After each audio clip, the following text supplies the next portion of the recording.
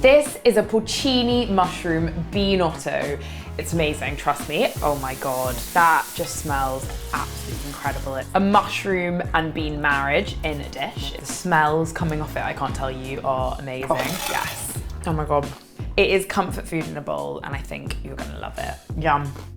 We are making a Bean-Otto. Yes, that's a rice risotto, but made with beans, so it's a Bean-Otto. And I love making this with cannellini beans. Basically a small white bean that kind of mimics the whole texture of rice. And today we're making a porcini mushroom risotto. I love porcini because it has this rich flavour and the stock just kind of filters into the rest of the dish, and it's so fragrant and delicious. First things first, before you start doing anything, you need to top up the porcini with boiling water to get that all brewing. There's a real earthiness that's coming off that. So while that is brewing away, we're gonna prep the rest of the ingredients. So we've got some onions, some mushrooms, some thyme, and all we're gonna do is chop up some of these mushrooms. I really like dry frying the mushrooms, and that's because all of the water from the mushrooms gets evaporated and you just get left with a really good texture. Nice and hot. There we go. So I'm gonna chuck them in here, just as they are, no oil. So the great thing about Bean-Otto is that it is, once again, one of those things where you can take the concept of a risotto and find a way to include beans in it. So it's actually quicker than a risotto, which a lot of people don't realise. And once they do, they can't go back because it really is an easy, nourishing dish that makes you feel really great. Now, it's key to cook the mushrooms in batches. If you overcrowd the pan, then all of the water that's being produced will just kind of sweat in the mushrooms. So as you can tell, I've only got a handful of the mushrooms in there, and that is just a really key part of creating that lovely texture on the mushroom. All of the mushrooms are now in the pan. They're all lovely and golden, and I'm just gonna add a big old knob of butter. There we go. Straight in. Okay, so now I'm gonna add the onions and the thyme. So you really just want the onions to soften at this point. You don't want them to fry, and this is just the start of a risotto. At this point, you might add your risotto rice, your white wine, and start building up the stock, but we're doing things differently because this is a Bean-Otto. Here I've just got some shop-bought breadcrumbs, which obviously you can make your own if you've got some stale bread lying around, or you can buy them like this. It's very easy. And the reason why we've got breadcrumbs in a Bean-Otto is because I really love that kind of crunchy texture. Sprinkle them in. Now is about the time when I'm gonna add the garlic. So I'm gonna whack up the heat because the next thing to go in is the wine.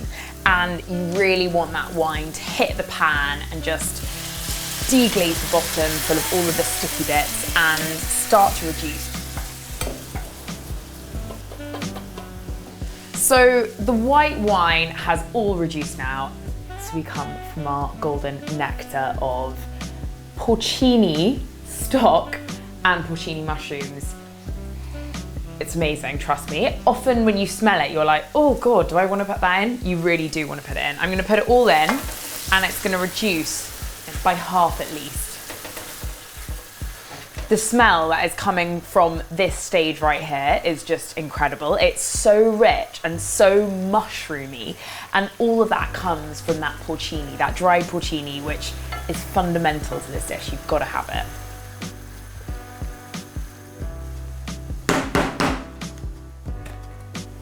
So I'm just spooning these in their lovely beanstalk, which should never go to waste. White beans or cannellini beans are one of the starchiest of our beans, and that means that their stock can sometimes turn into a gel, but really it's nothing to be scared of. It's actually something you should be excited about, particularly when it comes to a Bean-Otto, where you really want that kind of sticky, stocky starchiness, which makes the dish come together.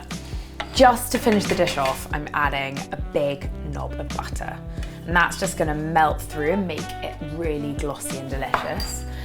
I grated some Parmesan earlier, so I'm just gonna put that in as well and fold through that butter and Parmesan. Oh my God. I don't think you can go wrong with extra Parmesan. That just smells absolutely incredible. It's silky, there's a real shine to it, and the mushroom is just, it is the star along with the beans. It's like a mushroom and bean marriage in a dish.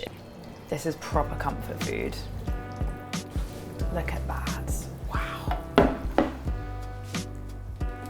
I'm just gonna finish it off with a lovely grind of black pepper.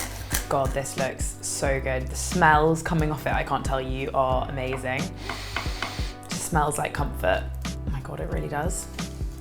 I think that's about all I'm gonna have, but I'm gonna top it with breadcrumbs, which is crucial for me because I love that texture and that bite. Oh yes, that is the crunch factor. You can just tell it's gonna be good. And I'm just gonna get stuck in, wow. Oh my God. That is so delicious. The richness of the porcini comes through, and you got the white wine and then the crunch of the breadcrumbs, and then those beans are just kind of everywhere, giving a kind of silky, savory starchiness, which just makes it feel like a really, really good Bean-Otto, which is what it is. Yum.